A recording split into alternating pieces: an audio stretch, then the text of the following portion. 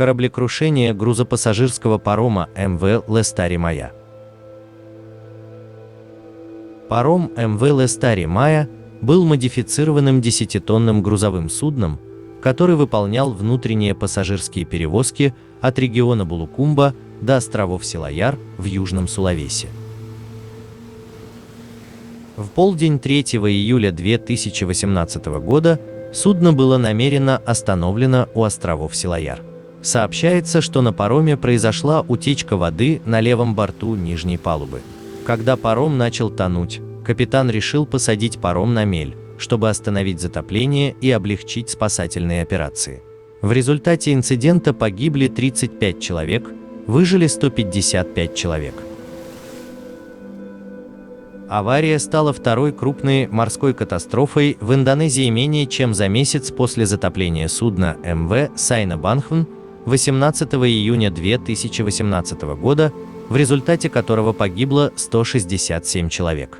Это самая смертоносная морская катастрофа в Южном Сулавеси с 2015 года.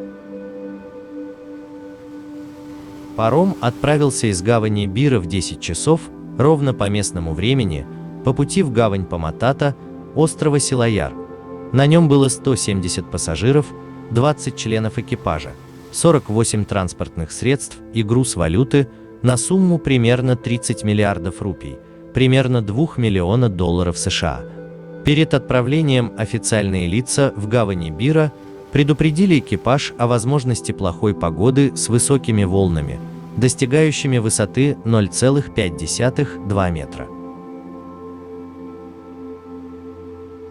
Паром двигался со скоростью 8 узлов, и примерно через 2 часа после его отправления погода в этом районе ухудшилась.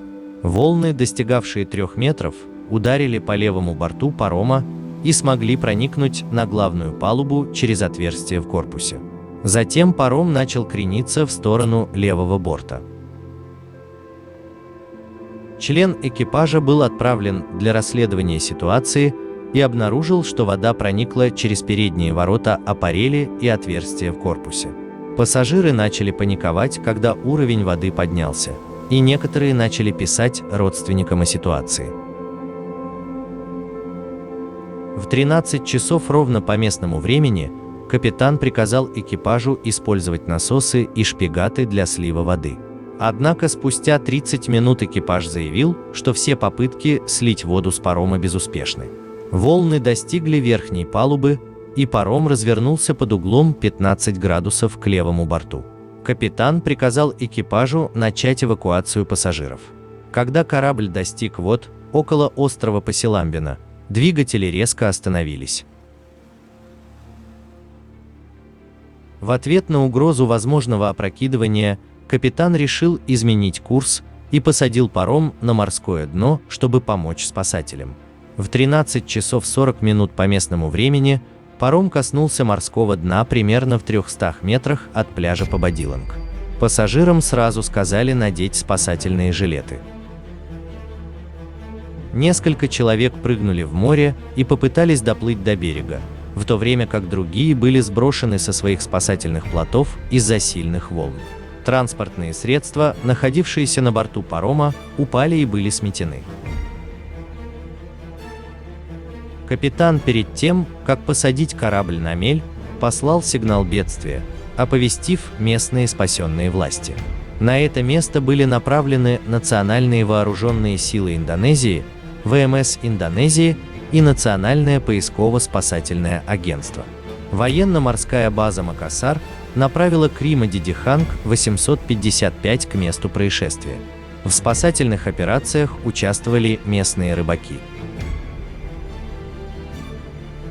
В пассажирском манифесте, полученном властями, указано, что на борту МВ Лестари Мая находились 139 пассажиров и 48 транспортных средств.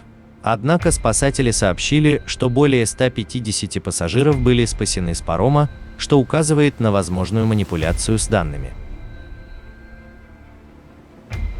Связь с общественностью Национального поисково-спасательного агентства Индонезии, дислоцированного в Макасаре, сообщила, что на пароме находилось 164 пассажира. 20 из которых были незарегистрированными. В своем окончательном отчете констатировала, что на момент затопления на борту парома находилось 190 пассажиров и экипаж.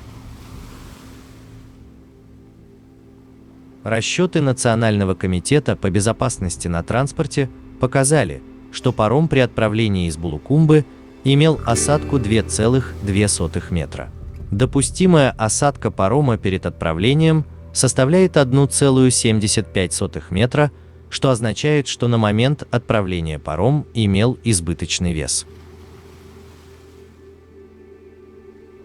Национальный комитет по безопасности на транспорте обнаружил, что на корме правого и левого борта парома имелись отверстия, одно из которых находилось всего на 0,7 метра над ватерлинией. Из-за большого веса и небольшой высоты проемов в корабле волны, достигающие 3 метров, могли легко попасть на паром.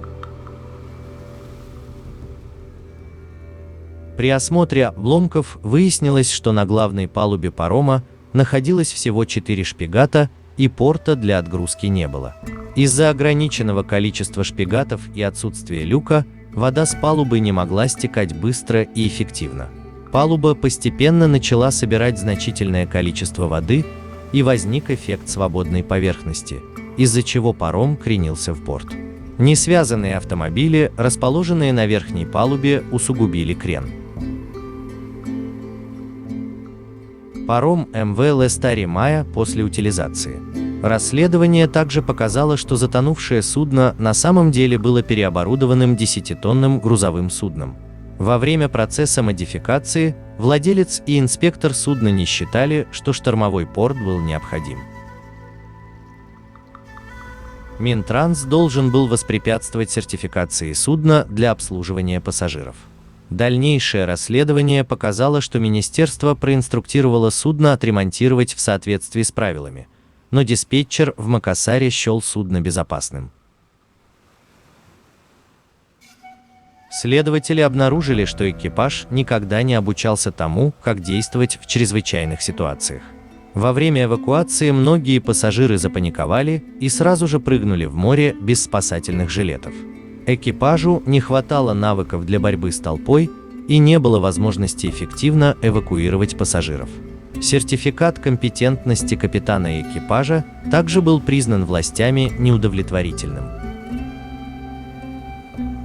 Окончательный отчет был опубликован 9 октября 2018 года. В нем сделан вывод о том, что затопление было вызвано высокими волнами, проникшими на паром из-за низкой высоты палубы и отверстий в корпусе. Отсутствие надлежащей дренажной системы привело к быстрому затоплению палубы водой. Затем затопление вызвало эффект свободной поверхности, создающий крен в сторону левого борта, и возможное опрокидывание судна. Развязанные автомобили на борту пополнили список. Капитану удалось предотвратить полное опрокидывание и затопление судна путем посадки на мель, однако плохая работа экипажа и плохая погода привели к гибели людей.